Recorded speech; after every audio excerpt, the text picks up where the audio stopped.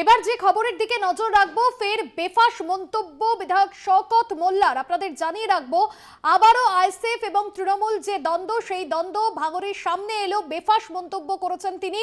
জনগণ শাস্তি দেবে যদি প্রশাসন শাস্তি না দেয়। বোদ্রা এলাকায় তাদের জিনা হারাম করে দেব, ভাঙরের তৃণমূল আইএসএফ বচসায় মন্তব্য শওকত মোল্লার। ফের বেফাস মন্তব্য করেছেন বিধায়ক শওকত মোল্লা। প্রশাসন শাস্তি না দিলে জনগণের দ্বারা পেতে হবে। ঠিক কি বলেছেন তিনি, শোনাবো।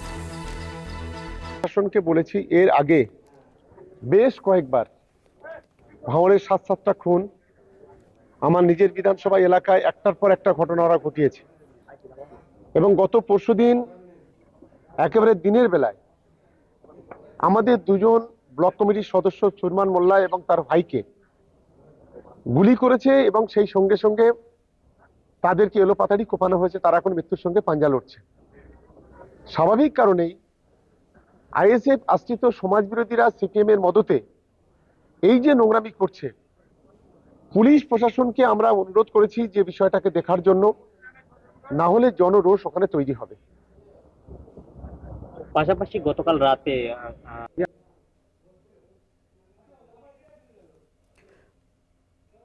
প্রশাসন শাস্তি না দিলে জনগণের দ্বারা পেতে হবে। আইএসএফ এবং তৃণমূলের মধ্যে দ্বন্দ্বে বেফাস মন্তব্য করেছেন তৃণমূল বিধায়ক শওকত মোল্লা। ফের বেফাস মন্তব্য বিধায়ক শওকত মোল্লার। প্রশাসন শাস্তি না দিলে জনগণের দ্বারা পেতে হবে। জাহাঙ্গীর হোসেন রয়েছেন আমাদের প্রতিনিধি। জাহাঙ্গীর, শওকত মোল্লার এই মন্তব্য কতটা তাৎপর্যপূর্ণ, ঠিক কি স্পষ্ট করতে চাইলেন তিনি? দেখো, তোমাকে জানিয়ে রেখে দিই, বোদরা ভাঙড় 1 নম্বর ব্লকের বোদরা গ্রাম পঞ্চায়েতের ছয়গাছিতে সেখানে দলীয় পতাকা, আইএসএফ এর দলীয় পতাকা লাগানোকে কেন্দ্র করে সেখানে তৃণমূল এবং আইএসএফ এর মধ্যে খণ্ডযুদ্ধ হয়। তারপরেই কিন্তু তারপরের দিন কি সেখানে প্রতিবাদ সভা করা হয় তৃণমূল কংগ্রেসের পক্ষ থেকে। সেখানেই বক্তব্য রাখার সময় বিধায়ক শওকত মোল্লা বলেন, বিরোধীদের জেনা হারাম করে দেওয়া হবে। তবে প্রশাসন যদি দৃষ্টিমূলক শাস্তি না দেয় তাহলে এলাকার সাধারণ মানুষ জনগণের দ্বারা যারা ওই সমস্ত যারা দুষ্কৃতী তাদের উপর জনগণ তাদের উপর দৃষ্টিমূলক শাস্তি দেবে। এবং দায়িত্ব নিয়ে শওকত মোল্লা এটাও বলেন যে দায়িত্ব নিয়ে বলছি যে তাদেরকে জিনা হারাম করে দেওয়া। অর্থাৎ এই যে বক্তব্য, এই বক্তব্যের পরিপ্রেক্ষিতে একেবারে ইতিমধ্যে রাজ্য রাজনীতি তোলপাড়। কারণ এই যে জিনা হারাম করে দেওয়া হবে এবং যে মারধর করা হয়েছিল, যে তারই প্রতিবাদে এই বক্তব্য রাখতে গিয়ে এই যে বক্তব্য যথেষ্ট তাৎপর। কারণ সামনে যে লোকসভা নির্বাচন, আর ভাঙড়ে যে আইএসএফ এর একটা অন্যতম জায়গা ভাঙড়, আর সেই মুহূর্তে এরকম জায়গায় একটা বক্তব্য আইএসএফ এর পক্ষ থেকে যথেষ্ট নিন্দাও করছেন আইএসএফ নেতৃত্বরা। তাদের আইএসএফ নেতৃত্বের দাবি যে শওকত মোল্লা বারবার বেফাস মন্তব্য করেন, তারপরে দল বা প্রশাসন কোনোরকম ভাবে শান্তি শৃঙ্খলা বজায় রাখার আহ্বান জানায় না, বরঞ্চ শওকত মোল্লাকে তারা সমস্ত দিক দিয়ে সমর্থন করে, যার জন্য বারবার শওকত মোল্লা কিন্তু এই ধরনের মন্তব্য করে যায়। একেবারে ধন্যবাদ জানাবো। জাহাঙ্গীর হোসেন প্রতিনিধি ছিলেন ফোন লাইনে।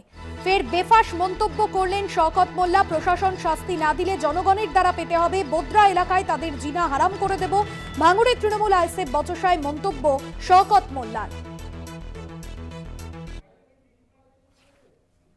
বেফাস মন্তব্য বিধায়ক শওকত মোল্লার। প্রশাসন শাস্তি না দিলে জনগণের দ্বারা পেতে হবে। বোদ্রা এলাকায় তাদের জিনা হারাম করে দেব, ভাঙড়ের তৃণমূল আইএসএফ বচসায় মন্তব্য শওকত মোল্লার।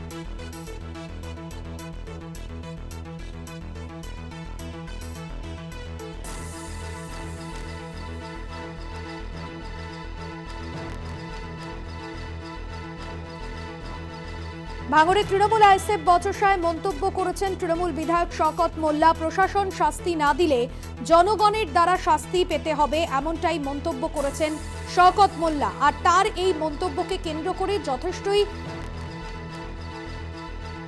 অস্বস্তিতে পড়েছেন শাসক দল। ফের বিস্ফোরক মন্তব্য তৃণমূল নেতা শওকত মোল্লার।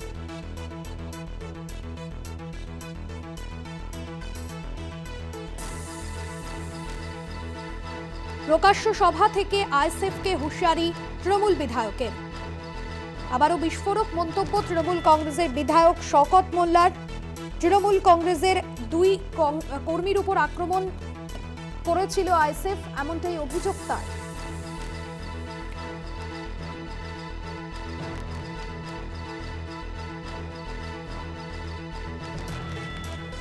বিস্ফোরক মন্তব্য তৃণমূলের বিধায়ক শওকত মোল্লার। দুদিন আগে এখানে তৃণমূল কংগ্রেসের 2 কর্মীর ওপর আক্রমণ নামিয়ে এনেছিল আইএসএফ, এমনটাই অভিযোগ।